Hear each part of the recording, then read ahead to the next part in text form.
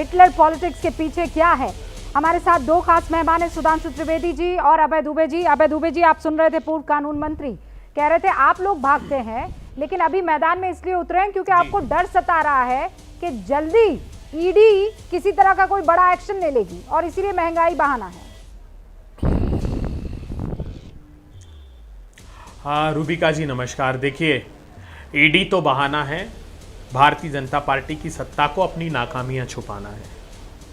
क्या ये सही नहीं है कि अभी 12 जुलाई को जो भारतीय जनता पार्टी की सरकार के स्टैटिस्टिकल मिनिस्ट्री ने सीपीआई पर रिपोर्ट जारी की, कंज्यूमर प्राइस इंडेक्स, उसमें ऑयल एंड फैट्स का इन्फ्लेशन महंगाई 9.36% है, वेजिटेबल की 17.32% है, स्पाइसेस की मसाले की जो घर में हम प्रयुक्त करते हैं उसकी 11.4% है, कपड़ों की 9.19% है, फुटवेयर की 11% है, फ्यूल एंड लाइट्स की 10.39% है। जीना मुहाल कर दिया है। अगर मैं भगवान शंकर की आराधना करना चाहता हूं सावन सोमवार में, तो निर्मला सीतारमन जी ने बर्बरता और निर्ममता पूर्वक दही पर, दूध पर भी टैक्स लगा दिया, आम आजीविका को दूभर कर दिया। मैं अगर पर्यटन के लिए जैसे तैसे पैसे बचाकर होटल में जाता हूं तो 1000 रुपए की होटल पर भी इन्होंने जीएसटी लगा दिया, बच्चों के पढ़ने की सामग्रियों पर जीएसटी लगा दिया। अरे चैन से जीने नहीं देते, मरता है आदमी तो भी स्मशान घाट पर जीएसटी। कैसी सरकार है ये? मैं तो हतप्रभ हूं। और इतना काला, कपटी, क्रूर और कायराना महंगाई का प्रहार किया, और आप कह रहे हैं ईडी के कारण। आप भूल गए, आपकी समाचार को उठाकर देखिए 8 मार्च 2021 आपने कहा कि सदन में हंगामा, महंगाई के कारण सदन स्थगित। उसके बाद आप देखिए 7 से 17 जुलाई आपने रिपोर्ट किया आपके चैनल ने 2021 में कि राष्ट्रव्यापी महंगाई के खिलाफ कांग्रेस पार्टी का प्रदर्शन है। आप उठाकर देखिए दिसंबर 2021 की आपकी रिपोर्ट को, आपने कहा कि व्यापक रूप से एक राष्ट्रीय महामहंगाई के खिलाफ आंदोलन कांग्रेस पार्टी का जयपुर में किया जाएगा। और अभी अगस्त माह में 2022 में हम लोगों ने जब महंगाई के खिलाफ मुखरता से आवाज उठाई तो आप कहती है कि ईडी के डर से। और कौन सा ईडी का डर? वो ईडी जिसने 1 मई 2015 को हिमांशु लाल जो ईडी के एडिशनल डायरेक्टर थे, उन्होंने रेवेन्यू से एक मिनट पूरा हो, बस ये बात पूरी हो जाने दीजिए। उन्होंने क्लोजर फाइल, उन्होंने रेवेन्यू सेक्रेटरी को लिखा कि पीएमएलए का कोई प्रकरण बनता ही नहीं है। विधि विभाग से अभिमत लेकर के उनके डायरेक्टर कचोट ने कहा कि इस पे पीएमएलए का कोई केस नहीं बनता है। इलेक्शन कमीशन ने क्लोजर फाइल किया, इन्होंने कहा मान्यता समाप्त कर दीजिए कांग्रेस पार्टी की। उन्होंने कहा कोई अपराध नहीं, पीपल्स रिप्रेजेंटेशन 1952 में। और बड़ा खुलासा मैं करूंगा आज की ट्रायल कोर्ट में क्या चल रहा है उस पर जब आप खुलासा कीजिएगा। लेकिन दुनिया के 63 देशों में इस वक्त महंगाई दर 10% से ज्यादा है। अमेरिका में इस वक्त 8.6% है, जर्मनी में 7.9% है, ब्राजील में लगभग 12% महंगाई बढ़ गई है।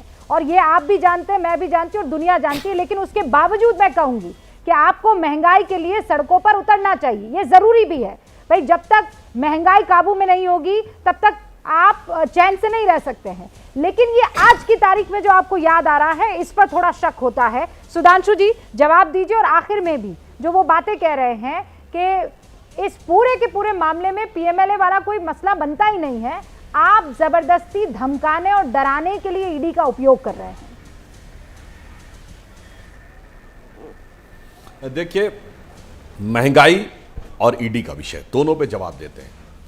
आज की डेट में अगस्त के आंकड़ों के अनुसार भारत में महंगाई की दर 7.01% है। 63 देशों में दहाई अंक है, वो तो अलग है। अरे आपने जो आंकड़ा बताया, राहुल गांधी जी की ननिहाल में 8.9% है। जिस धरती से बैठकर राहुल गांधी जी ने अभी 1 महीना पहले महंगाई का प्रवचन दिया था, इंग्लैंड, वहां 9.4% है। अमेरिका में हालत यह है महंगाई की कि पहली बार अमेरिका ने अपना स्ट्रेटेजिक ऑयल रिजर्व्स खोला है। और मैं दर्शकों से कहूंगा जाके चेक कर लीजिए 23 नवंबर 2021 व्हाइट हाउस की प्रेस रिलीज, जिसमें लिखा है कि अमेरिकन प्रेसिडेंट ने स्ट्रेटेजिक ऑयल रिजर्व खोलने की परमिशन दी है in order to curtail inflation, यानी महंगाई को नियंत्रित करने के लिए। उसके बाद एनर्जी डिपार्टमेंट की प्रेस रिलीज देखिए 26 जुलाई 2022, जिसमें वो कह रहे हैं कि स्ट्रेटेजिक रिजर्व खोलने के बाद भी कुल मिलाकर दामों में कमी केवल 40 सेंट पर गैलन की आई है। अब बताइए, इधर श्रीलंका में 54% है, वो मोदी जी की वजह से हो गई है ना। जो पाकिस्तान में वो भी मोदी जी की वजह से हो गई है, जर्मनी में जो है वो मोदी जी की वजह से हो गई। अरे साहब, हकीकत ये है कि दुनिया में आप समझिए हमारी हालत ये है कि इस समुद्र में हम जहाज चला रहे हैं, उसमें सुनामी आई हुई है, अगल बगल के जहाज पलट गए हैं। चाइना में, जहां से इनका बड़ा आत्मीय लगाव माना जाता, हर बात चाइना की लेके कोट करने लगते हैं, तो चाइना के 3000 से अधिक बैंकों के बारे में यह समाचार आया है कि वो डिफॉल्टर हो गए। और हुनान प्रोविंस में तो स्थिति यह है कि बैंक के बाहर टैंक लगा दिए गए, मीडिया में बाकायदा फोटोएं आई हैं।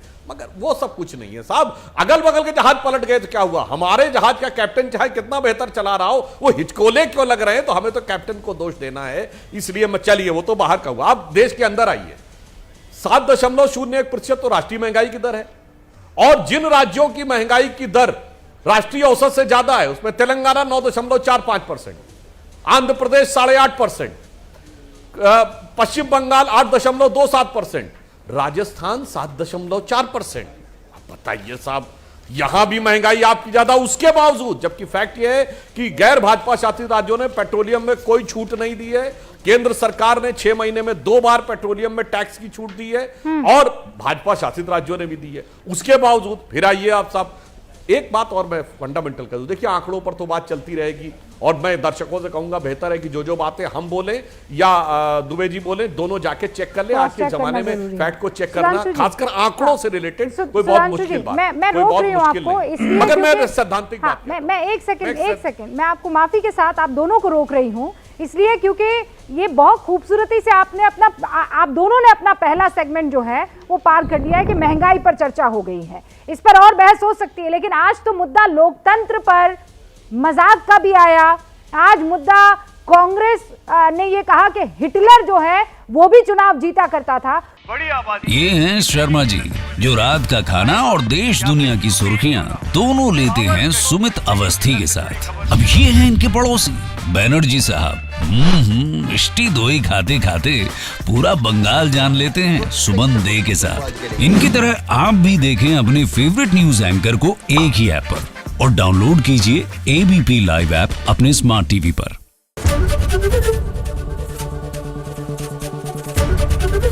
एबीपी न्यूज आपको रखे आगे।